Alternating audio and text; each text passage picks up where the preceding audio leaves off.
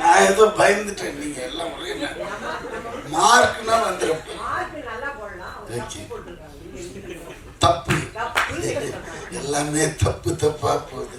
இருந்தாலும் good evening everybody. இந்த Khan city படம், இந்த டைரக்டர் ஒரே ஃபோன், சார் இது வந்து ஹிட் ஆயிடுச்சு, அதனால நீங்க வந்து நாலு இது வந்ததுன்னு தெரியல போனதுன்னு தெரியல, போய் அசிங்கமா இருக்குது. இல்லை இல்லை எங்க இருக்கீங்கன்னு, நான் ஆஃபீஸில் தான்மான. உடனே வந்துட்டாரு. வந்தவர் என்ன செய்யறாரு, ஒரு 1 lakh பொறுத்து இருக்கிற ஒரு ஃபோன், ஐஃபோன் கொண்டு வந்து கொடுக்குறாரு. இது என்ன, நான் முன்னாடியே சொன்னேன் சார் படம் ஜெயிச்சுதுன்னா, என்ன திருப்பி ஜெயிச்சதுன்ற வந்ததும் போனதும் தெரியலையா, என்ன கூட ஒருத்தம் கூட கேட்கலையா அதை பத்தி, எப்படி ஆனதும் கேளுங்க, சிரிக்காதீங்க, விஷயத்தை கேளுங்க. நீங்க பேசிட்டீங்களா, நீங்க பேசினது இது வேற மாதிரி இருக்கும்.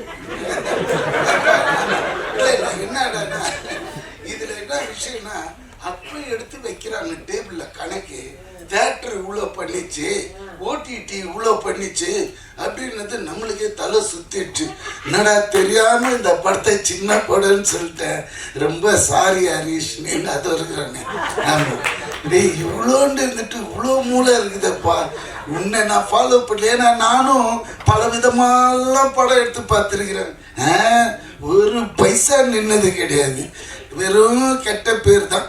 ஆனா இவ ஒரே படத்தில் என்ன எல்லா தியேட்டர் என்னன்னா மல்டி இது டேலண்ட்.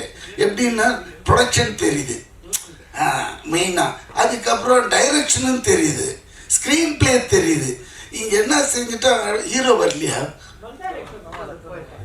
போயிட்டாரு.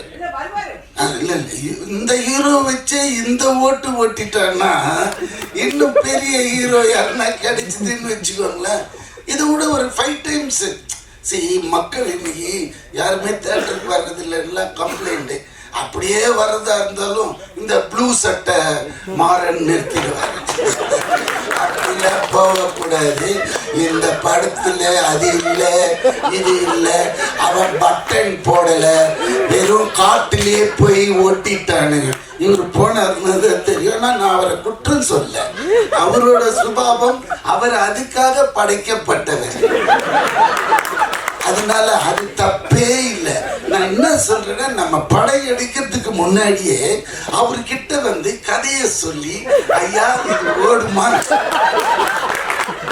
எப்படி அண்ணாச்சி அப்படி கேட்டுட்டோன்னு வச்சுக்கோங்களேன், அவரோட அப்ரூவல் வாங்கிட்டு போன மாதிரி பேசவே முடியாதுங்களே, புரியுதுங்களா?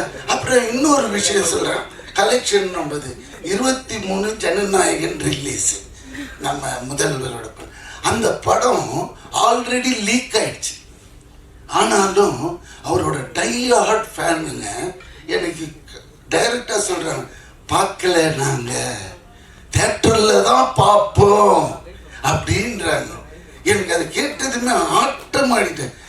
அதாவது பாக்குறானுங்க யாரு, இந்த அம்மா அப்பா சம்பாதிச்சு வச்சு தின்னுக்கிறாங்க வீட்டுல, அவனுங்க தாங்க ஓப்பன் பண்ணி நோண்டி பாக்குறாங்க தவிர்த்து உண்மையான ஒரு ரசிகன் அவன் இன்னும் வெயிட் பண்றான் என்னைக்கு தியேட்டர்ல வரும் படம்ன்றது.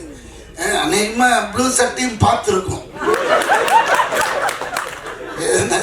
சொல்லுங்களேன்.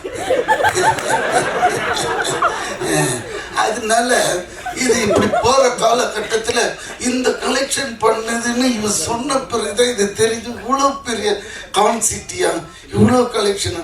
அப்போ என்ன ஆகுதுன்னா, நம்மளுக்கு இந்த மாதிரி படங்கள் எடுக்க ஒரு ஆர்வம் வருது, புரியுதுங்களா? போட்டா, ஆனா அது நம்ம போட்டா வராது, அவன் கைராசி. நம்ம போட்டா புடிங்கும், அது அவர் போட்டாருன்னா உழும் தாயம். அதுதான் சில கைராசி இருக்கு. நம்ம அதனால இவ்வளவு கஷ்டப்பட்டு போய் நடிச்சு பண்ணும்போது சந்தோஷமா இருக்குது, கேட்கும்போது இந்த படம் இவ்வளவு பண்ணிச்சா அப்படின்னும் போது. அதனால அதுக்கப்புறம் வேற என்ன சொல்றது, இதுதான் மெயின். நான் அப்புறமா வரக்கூடாதுன்னு வந்து இவர் சொன்ன இந்த விஷயம்லாம் கேட்டதும் நம்மளுக்கே ஒரு புல் அடிக்குது இப்போ கூட. அதனால தான் வந்துட்டேன் நான். வேற என்ன தெரியுமா, அடுத்த படம் எப்போ ஆரம்பிக்கிறீங்க? பார்த்தீங்களா? ஏன்னா கிறிஸ்பா பேசி முடிச்சிடணும், வளவளா கொலகொலான்னு இல்லாமல். இன்னும் நிறைய பேச வேண்டியிருக்கு. ஆனால் இந்த சப்ஜெக்டை விட்டு வெளியே போயிடும், அது வேண்டாம்னுவே இதோட என் பேச்சு நிறுத்திட்டு, இந்த உண்மையிலே டைரக்டருக்கும் இதில் வேலை செஞ்ச அனைவருக்கும் என்னோட வாழ்த்துக்கள். தேங்க்யூ. Thank you sir.